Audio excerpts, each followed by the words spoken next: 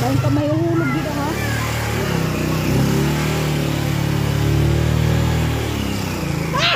Ano ba na? Para hilit akong pisto. Tapbukot di man na.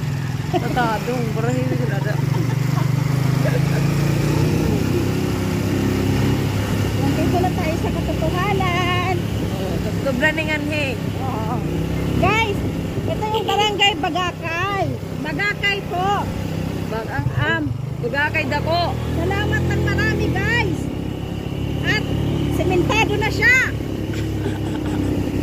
Sementado na ang pakyat. Pero guys, hanggang dito lang ang semento kasi wala pa atang Pundo. Wala pa na nasulisit.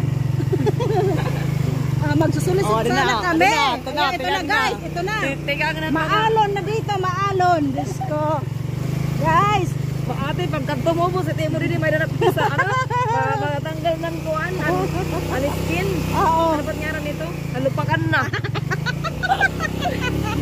Nalupakan na ini. Ay! Amo na ini, sinisaring na struggle. Kung dito ha, dagat, mabalod, dini, may balod-balorang god. Kuan, bagahin. Kuan na god diya. Nalukso. Baadaw. Niyan, ito mo din nabubot kuan na ito, manhid na. Kay bukugong pangadaan. Kay waray unod. Pagkakasarusan ko na't bakal. Para sila mga lagas kuan, mga lagas nagdako, mga bukog na kuan na. Amo na ito. Injury na ito. Oh, yan, kaupit dalan. Oh. Okay. Dalan. Untol kita yan. Guys, nakikita nyo pa yan? Oh, yan. Oo. Ano ito yan? Dalan, ngadto ha. Barangay. Sa Ugan. Bakay, pagkanto sa Ugan. Wow, dalan! Yay! Iyan dito. Iyan expression. Oh, di ba maupay view? Maupay view pero ang dalan. Ang dalan dan malain. Actually guys, pag ito, makita to ng mga mabubuting puso. Ada Mount Apo.